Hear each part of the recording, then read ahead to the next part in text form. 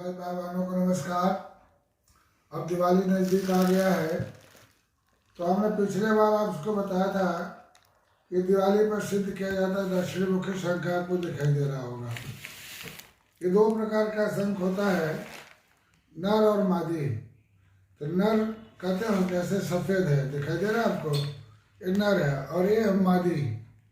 तो नर और मादी को सिद्ध करके 5 दिन सिद्ध करके अगर हम अपने खजाने में रखते हैं तो धन की वृद्धि निश्चित होती है। तब इसके सिद्ध करने का क्या तरीका है और ये सफ़ेद शंख आपका दक्षिण मुखी शंख किन किन कार्यों में कार्य आता है उसके बारे में बताऊंगा। सबसे पहले जानिए, अगर दक्षिण मुखी शंख से जल भर करके भगवान सूर्य को जल दिया जाए गायत्री मंत्र के साथ या सूर्य मंत्र के साथ, सूर्य के जो 12 नाम हैं उसमें से किसी एक नाम को आप रोली डालिए, इसमें लाल रोली, आप उसी से जल दीजिए। डालने के तो बहुत कुछ है, लेकिन केवल रोली से भगवान सूर्य प्रसन्न हो जाते हैं। अगर आपके पास लाल मिर्च के 21 बीज है, वो डाल करके जल देते हैं और अपनी मनोकामना के साथ देते हैं तो 1 साल तो लगता भी नहीं है, उससे पहले आपका कार्य सिद्ध हो जाता है। जैसे किसी को संतान न हो रहा हो, विवाह न हो रहा हो, नाना प्रकार का रोग हो, ठीक न हो रहा हो, तो भगवान सूर्य को जल दें। जिनके आँखों में कमजोरी आ रही हो, जिनके हार्ट में कमजोरी हो, वो भगवान सूर्य के द्वारा अपने आँखों की रोशनी बढ़ा सकते हैं और अपने हृदय को मजबूत कर सकते हैं। तो उसमें जल भर करके इसमें रोली डालिए और गिन के 21 लाल मिर्च का बीज डालिए। भगवान का सूर्य मरिचाई भी नाम भी है सूर्य। ओम सूर्याय नमः, ओम भास्कराय नमः, ओम भानुवे नमः, ओम दिवाकराय नमः, ओम दिनेशाय नमः, ओम आदित्याय नमः, ओम घृणी सूर्याय नमः, सूर्याय नमः, हरिणग्रीव्याय नमः, मरिचाय नमः। ये सब नाम भगवान सूर्य का है। इसमें से जो नाम आप जानते हैं उनका जाप करते करते पहले आप भगवान सूर्य को जल दीजिए, थोड़ा सा जल दीजिए, फिर रोक लीजिए, फिर जल दीजिए, फिर रोक लीजिए, फिर जल दीजिए, तो सारा जल दे दीजिए।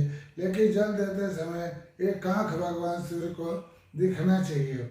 इससे धन की भी वृद्धि होती है और ऐसा माना गया है कोई नर नारी 12 साल तक सूर्य को जल और तांबे के लोटे में भी देते हैं तो भी उनका मोक्ष हो जाता है। अगर वो दक्षिणी मुखी शंख से सूर्य को जल देते हैं तो उनके यहाँ धन धान मान सम्मान सब कुछ प्राप्त होता है। तो आज मैं जो कहने जा रहा था, एक हमारे मित्र हैं चंडीगढ़ में सुरेंद्र बंसल जी, उन्होंने कहा था मुझे दक्षिणी मुखी शंख उपलब्ध करेंगे, तो मैं देखिए दक्षिणी मुखी शंख लाया। इसको धनतेरस के दिन आप जितना इसमें चावल आता है तो पहले इसमें साबुत चावल अच्छी तरह से भर लीजिए, फिर उसको बर्तन में निकाल लीजिए। इसी तरह से दोनों शंख में चावल भर करके निकालिए। अब केसर को थोड़ा पानी डाल करके, इतने बड़े शंख के लिए तो 1 ग्राम केसर काफ़ी है, तो 1 ग्राम केसर अच्छी तरह से थोड़े पानी में मसल के घोल लीजिए, पीला हो जाएगा। अब फिर उसको चावल में रंग दीजिए, पेंट कर दीजिए, फिर हवा में सुखाइए। जब सूख जाए तो आप धनतेरस के दिन इसमें भरिए। अगर मंत्र के साथ भरते हैं तो बहुत अच्छा, लेकिन मंत्र के साथ भरने के लिए तो 5-4 दिन पहले से भरना चाहिए, लेकिन एक ही दिन में मंत्र से आप भर नहीं पाएंगे। इसमें मंत्र होता है ओम श्रीम नमः, ओम श्रीम नमः, ओम श्रीम नमः, ओम श्रीम नमः। अगर ऐसा नहीं करते हैं तो भरते समय, मुट्ठी से भरते समय भी ओम श्रीम नमः का 108 बार जाप कर लें।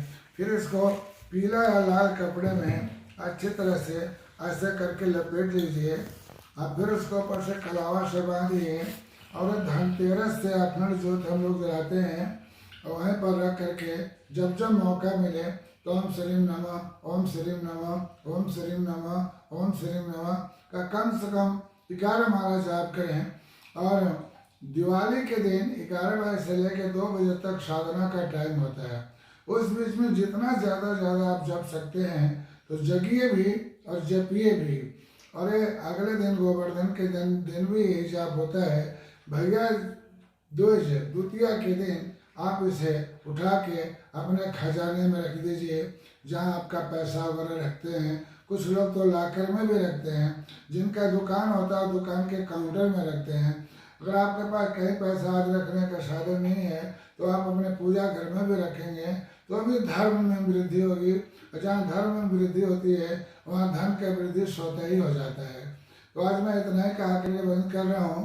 वैसे तो हर सिद्धियाँ धनतेरस से लेके ये 5 दिवसीय जो आपका दिवाली का पर्व है इसी में होता है। जैसे आप टिमरू गढ़वाल में टिमरू कहते हैं, उसे नरसिंह भगवान का पेड़ कहते हैं, वो मेरे पास है।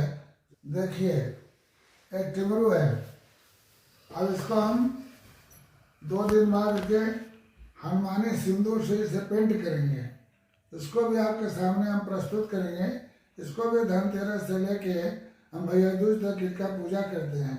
ये जहाँ होते हैं वहाँ पर किसी की बुरी नज़र नहीं आती और आला वाला टोना टिटका भूत प्रेत भगाने के भी ये काम आता है। इसको तो हमारे एक मित्र हैं राजेश सिसोदिया, जिसे कलावा में लपेट कर मेन गेट पर टांग रखे हैं।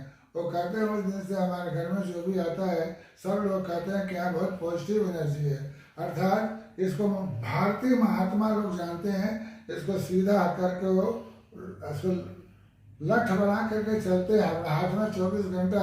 आपने देखा होगा नागा बाबा नाथ संप्रदाय के जो महात्मा हैं सबको हाथ में आपके टिमरू का डंडा जरूर मिलेगा। तो मेरे कहने का मतलब है कि उस दिन जो भी वस्तुएं हैं, जैसे किसी को सांप की केचली मिल जाए वो भी इसी दिन से सिद्ध किया जाता है। तो चांदी की डिब्बी हो उसमें सिंदूर भर करके सांप की केचली, 1 जोड़ा लौंग और 1 जोड़ा छोटी इलायची रखा जाए। इसी तरह से आपका गिदड़ सिंगी है जो पहले मिल जाता था, अब तो मिलता भी नहीं क्योंकि अब जंगल में नहीं है। गिदड़ भी कम रह गए, गिदड़ मारने वाला भी नहीं रह गया। गिदड़ सिंगी कहाँ से निकली इसके जानने वाले भी बहुत कम रह गए। इसी तरह से आपका बिल्ली की जेल है। अभी हमें परसों किसी ने बताया कि मेरे यहाँ बिल्ली की जेल बहुत है। हमारे हाथ में बिल्ली जेल दी जाती है, हमारी पाली हुई बिल्ली है। वो सबकी साधना धनतेरस से लेके भैया दूज तक ही होता है। फिर इनकी साधना बीच में होगा तो होली पे होगा और जब जब ग्रहण लगेगा तब तब इसको हम चार्ज कर सकते हैं। मंत्रों के द्वारा इन तिथियों में ये जल्दी चार्ज होता है। मुख्य नक्षत्र हो, रविवार का दिन हो, मुख्य नक्षत्र हो, गुरुवार का दिन हो, उस दिन भी इसकी चार्ज किया जा सकता है। ऐसा करने वालों के पास कभी हम मान ही नहीं सकते कि उनके पास धन की कमी हो। धन का कोई सीमा नहीं है, लेकिन इतना धन जरूर होगा उनका हर काम आसानी से होता रहेगा, किसी काम में रुकावट नहीं आएगा। ये मेरा खुद का तजुर्बा है। तो मैं आज इतना ही कह करके बंद कर रहा हूँ। आपको अच्छा लगे तो आप ज़्यादा से ज़्यादा शेयर करिएगा कि ज़्यादा से ज़्यादा हर भाई बहन इसका लाभ उठा सके। नमस्कार।